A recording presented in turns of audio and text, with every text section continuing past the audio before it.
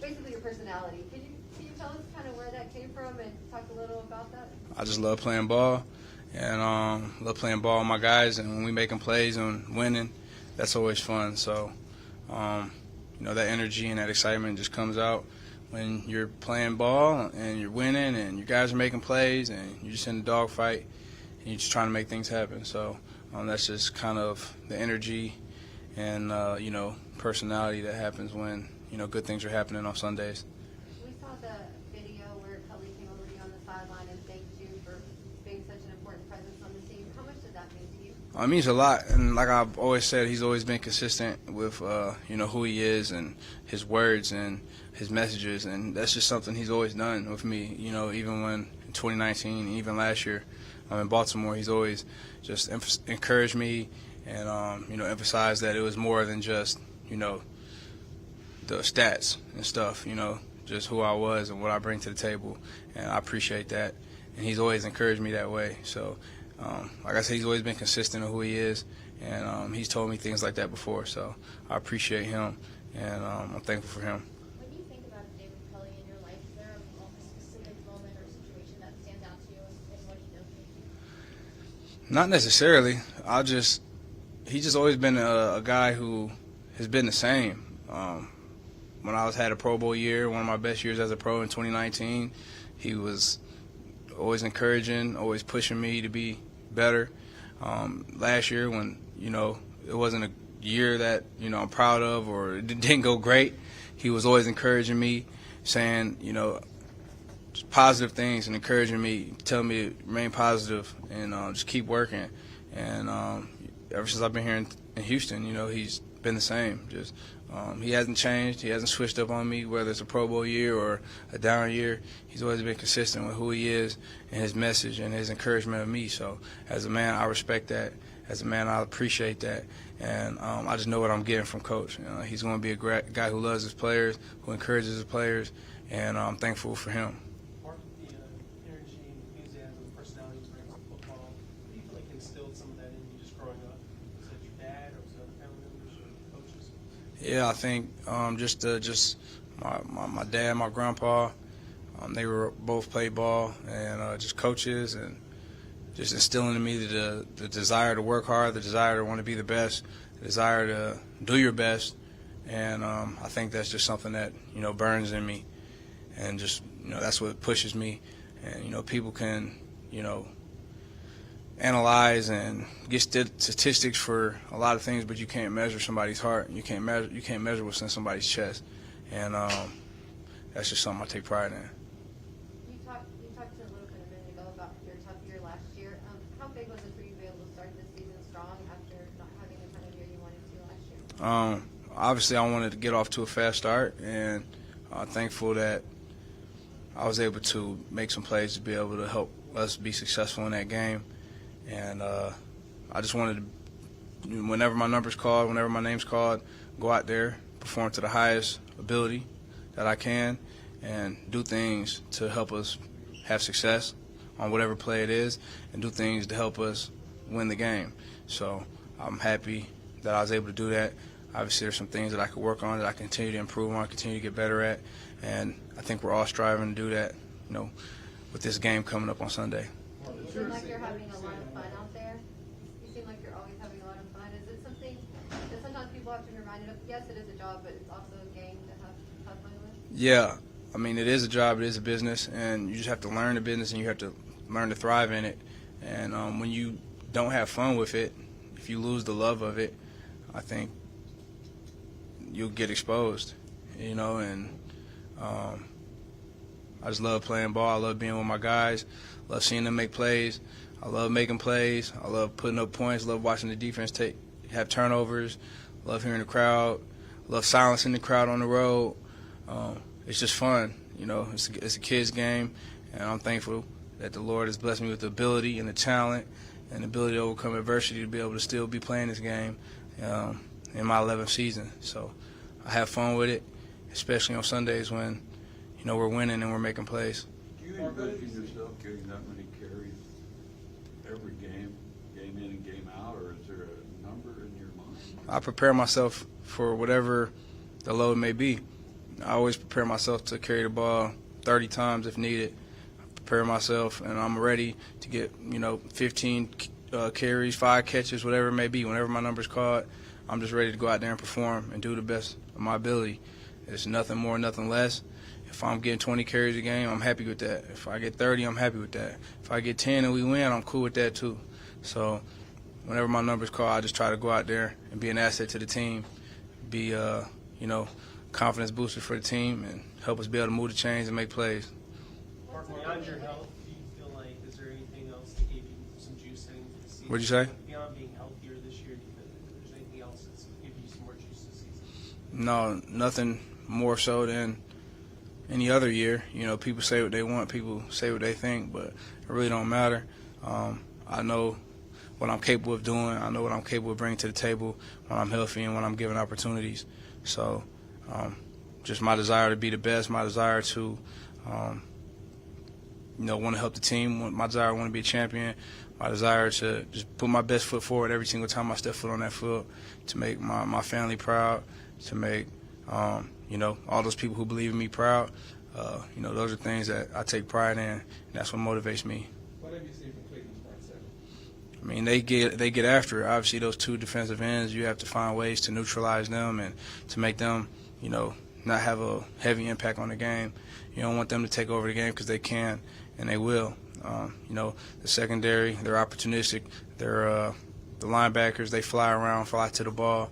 They just play well on defense. They're a well-coached defense. I've played them for the past 2 years, twice a year, and they just always do a good job. They're well-coached, and they get after it. So you just have to make sure you're sound on your assignment, sound on your execution, know what you have to do, how you have to do it, and execute it.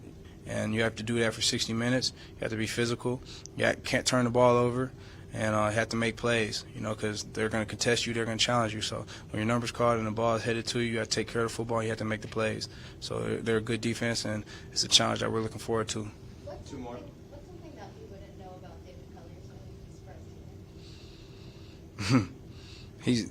I don't know if you guys, he's always joking around, you know what I mean? He's just always kind of, cracking some little jokes, whether it be about something at home, with his wife or, anything, you know what I mean? He's just funny. He's a funny dude, always cracking jokes. He's a country dude, so he's just always cracking jokes. I don't know if y'all seen that side of him, but he always got a little something, when he's in a team meeting where he's, throwing little slide jokes or little slide hints here and there and have everybody laughing. So he's a little jokester on the side.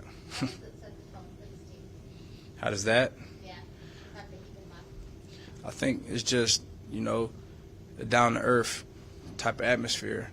Just an atmosphere where people can be themselves, people can thrive, and you don't have to try to hide behind a mask or fake who you are.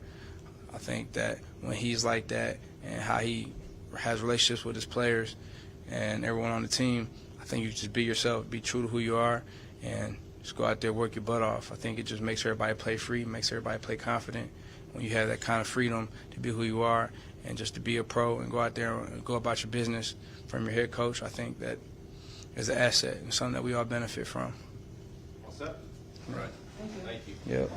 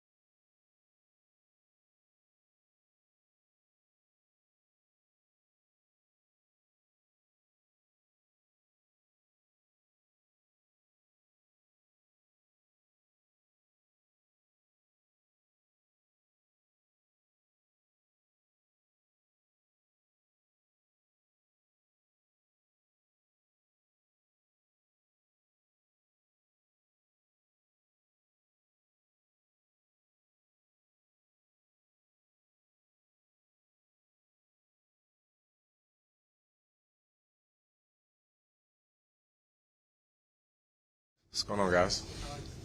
Since the last time you guys played the Browns, obviously a lot's changed with this team. There's better defense, yours, a defense, and as a tackling defense since that game. Yeah. I don't even want to talk about the game last year. That just was ugly on all sides. But a lot more confident. Like I said, man, I've been saying the same thing over and over, just about how much I love the aggressiveness of this defense, and just how guys attack downhill. I think that the reads are easier in the run game. I think that guys are flying to the ball, and I think when you have that type of effort, which I think the effort level is way higher as well. When you have that type of effort, everything falls into place easier. What do you think of Baker, how he's improved his game? Oh, yeah. I mean, that comes with experience. I mean, I still remember when it was his second year. He was aggressive, trying to force everything in every window. So he's just been seasoned with some more experience, picks his windows a little bit better. He has a lot of talent around him to help take the load off of his shoulders. And Kareem Hunt and Nick Chubb, and then I know Odell's down this week, but Jarvis Landry and Njoku and Austin Hooper. So he has a lot of all-stars around him to help him be successful as well. Justin, speaking of talking about the Cleveland Browns running game, can you also talk about just how good that tight end group is, especially with Njoku and Hoop? Yeah, so I played with Hoop in college, so I know a lot about him. Njoku, very athletic guy. And it's just going to be a smash mouth, old school type of game, man. They're going to try and run the ball downhill. They're going to have some gimmicks. I'm sure they have some prepared for us. So it's going to be a lot about eye control. Like, this game will be fundamentals. Eye control and attacking your gaps and then making the tackles. That's what this game is going to come down to. Justin, can you just talk about how much David Culley has changed the whole culture and the whole vibe here inside the locker room? Yeah, the locker room is completely different. It's a lot more team first attitude. I mean, that's the emphasis. I feel like I hear it every day in the team meeting. But it reminds us to just keep that first and foremost, because that's what good teams are. Good teams don't have selfish players that put themselves before the integrity of the offense or the defense, because that's how you have a stronger unit as a whole. So he preaches that every day. He's been a complete leader for us. His birthday's coming up soon too, so that'll be big time for him. But we've really taken heed to his leadership and what he's preached to the locker room. You said the team has been kind of preached in the meeting rooms. How is it? Is it hanging up, or just when he's talking? Oh no, I mean it's hanging up. I mean, we have it written on the walls, but it's also on T-shirts. It's also in messages that he delivered with guys being accountable to each other and being on time. And if you're not able to make something, making sure you tell the people you need to tell, so that way everyone could be prepared for it. Just being team oriented, as far as showing up the treatment on time, so that type of stuff. Mark Ingram said he's a big jokester. How would you describe his sense of humor? Is it Cully or it's Ingram? No, Cully's sense of humor. Because they're both some cats, man. Ingram needs to be mic'd up every week. Like, this dude is hilarious, man. But Cully got some funny stories too. I can't say on the top of my head, but the guy would just tell a story about, you know what I mean, just some of the experiences he's had throughout his life, and he's had a ton of them. So he shares some stories with us and keeps the locker room light. As defensive players, do you have to change your approach or keep it in mind when you play a team that goes for it on fourth down as often as Cleveland does? Anything for you guys on it? Yeah, I think that puts just all the more emphasis on taking care of first and second down. Teams aren't going to go for it on 4th and 10, you know what I mean, unless it's the end of the game. But also, you just got to play third down twice. If it happens to be third and short, you just got to have that mentality. Like, at that point, when it's 4th down, to me, that's a turnover chance. You know what I mean? So you can get turnovers with fumbles, picks, and if offenses are going for it on 4th down, in my mind, that's a turnover opportunity as well. Justin, you said it's all about eye discipline. Are they going to invite you with looks to look at the wrong thing, take a step the wrong direction? Oh, absolutely. Okay. Yeah, absolutely. Can you help fans maybe understand that a little bit? Yeah, so like they have a lot of downhill runs, but they're going to do stuff with their tight ends, with the tight end alignments, maybe try and sneak them out, have a tight end act like he's blocking, sneak out late, run across the formation. Sometimes have tight ends flash behind the line of scrimmage where they're in off technique and run back behind the run, other direction. A lot of boots, play actions, things. They're going to run the ball, and then if they have some success with the run, it's going to open up the boots to where, you know what I mean, we're going to be attacking to stop the run, and they're going to try and play action it. So it's a simple but effective philosophy. It's kind of the same thing that my college team did in college. But it's old school. It's old school, you know what I mean? It's get your jersey dirty and get ready to play. Teams do more play action year over year past few years. What do you think is like the defensive counter to that? To play action? Yeah, it's like as the league. Eye control. Yeah. Eye control, man. I mean, that's what it is. I mean, it's really simple. It's simple and difficult at the same time, right? Because if you have good eyes, then it should be easy because you know exactly what you're looking at and you're able to play it effectively. But if you don't, you get caught looking in the backfield, not reading whatever your key is, then that's when you see guys end up being wide open. Can you talk about your front seven on last week and how the pressure that they put on Lawrence for you all to get? Oh, as a defensive back, I love pressure. I mean, football, those guys in the trenches, they do all the heavy lifting. When you have pressure up front, it makes the entire defense work.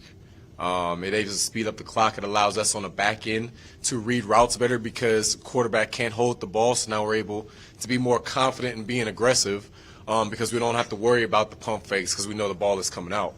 So tremendous job by our front unit, the front seven as a whole, but especially the D-line, you know what I mean, getting pressure to the quarterback because that makes everything go on the defensive side of the ball. Hey, Justin, can you talk about playing tendencies as opposed to just matchups because those can change throughout the game? Yeah, I don't think that they're exclusive. You know what I mean? Like you play tendencies to matchups. So you have the matchup on the field, right? We know number 10 on their team can run 4.25, so he's extremely fast. And if we see he has a matchup that's favorable to him, the tendency is they're going to throw a fade to him. You know what I mean? So I don't think that they're mutually exclusive in that regard. But, you know what I mean? It all comes back to just playing the defense and reading your keys. Me playing back in the middle of the field a lot of the time, I feel like that's my job to recognize formations and be alert for those. Justin, how often do you still talk to your brother? How much does he help you with your game? We talk ball every time we're in person together. Mainly we talk about family and how his baby girls are coming up and everything like that, so I like to see photos about how they're doing. But we've talked a lot of ball over the years, and if he still has some notes on Cleveland, I might dive into him and see if he has any tendencies that we haven't gone over. Justin, is the 5 now and 1-0? Obviously, there's a lot of football in front of you, but is the feeling around the team any different now that you've been through the preseason together and you've seen that you can win a regular season game? I feel like we know each other better. I feel like we have a better sense of chemistry and knowing what each other's strengths and weaknesses are. But that hunger hasn't changed, man. I mean, like, we focus on ourselves in the locker room and we know what we got. I don't think any one of us is immune to knowing what is being said outside of the walls. Not that it's important. But it still feeds that hunger, man, that we all got inside of us. So we're going to keep that chip on our shoulders and be ready to play. Speaking of what's being said, what would it mean for you guys to start the season 2-0 if you can get that win on Sunday? Man, that's all we're shooting to do.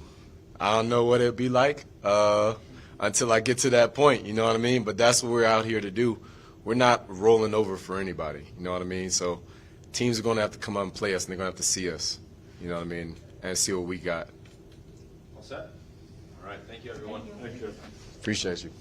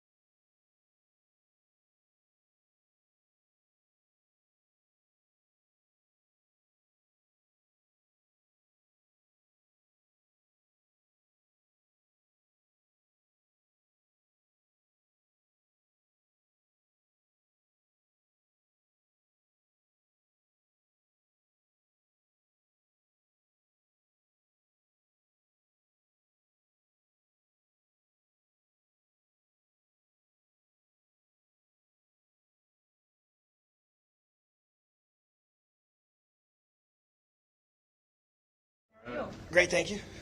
Hey, what's the best thing about being back here in your hometown playing in the NFL? Family and friends and Papacitos. It's a blessing to be here. When you were playing here in the Super Bowl in 2017, did you think you would be back here as a member of a team in Houston, or what? It would have been tough to kind of put that together.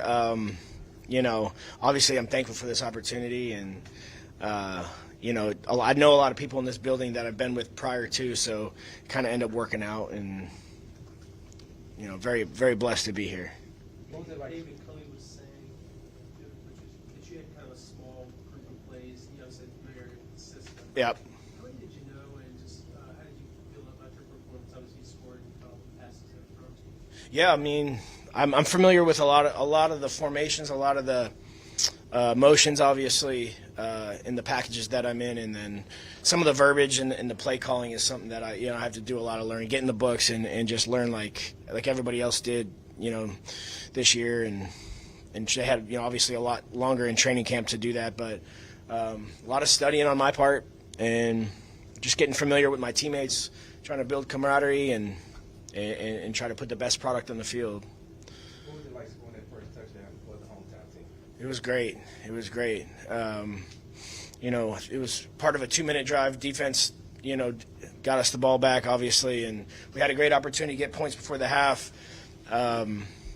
And then we're going to go into, we tend to put 3 receivers on the field when we're going into a 2-minute situation. Luckily, I was part of that group, and we got it done. I know you haven't been here that long, but what are your first impressions of Mark Ingram? It seems like he has a really big personality. No doubt. He's a leader in the locker room. Great dude. Obviously, I've been watching him play for a long time. Got to talk to him, pretty much every day. Just get to know him. Great dude. We have a lot of mutual friends, and it's an honor to play with him. We got to talk about his Heisman Trophy and where he keeps it. I can't tell you. What are you expecting from this Cleveland defense? They fly around. They're well coached. They got a bunch of great athletes out there. Going to play hard. Had a tight game last week. They're going to be juiced up this week at their house, at their place. Going to be a hostile environment. So we got to match that intensity. Got to have another good day tomorrow and get ready to go. Danny, you talked about, coming here and being familiar with, people you already work with. Did that actually help you make that decision to come back and play for the Texans? Absolutely. I know a handful of guys in the building, and then I knew some players and some staff members, obviously. So anytime you have that familiarity and you get in the locker room with them, you can, communicate well with those type of players, and it just makes your job on the field that much easier. And it's all about communication and being reliable, and so. What was it like seeing your 3 running backs score last week? Good players, man. I know they're focused on the Browns this week, trying to get ready to go, trying to do it again, man. We're trying to stack them up week by week, one game at a time. And we got some good players in the building, and we're all excited to be out there making plays. You've watched your teammate Brandon Cooks play in this league for a long time. Yes, sir. Were you impressed by what he did on last week? I'm always impressed by Brandon, man. He's a great player. He's an ultimate professional. He attacks every single day with amazing intensity and focus, and he's a great teammate. Danny, what was your impression of this franchise from afar? And then has it changed now that you've become a part of it, or what are your thoughts on this team? Well, I played a lot of football games against the Texans, and every single game in the NFL is tough. Whether doesn't matter what your record is, everybody's good in this league. Everybody can play football. Everybody's fast. Everybody's strong. When I got to the building, it's no different either. So, everybody here is good. Everybody's flying around, and we're eager to get on the field each week to try to prove to the city, prove to our fans, prove to the coaches that we can play football and score points and play good defense and play good special teams. And, we have a lot to prove. Any more for Danny? Thank you. Y'all enjoy the day.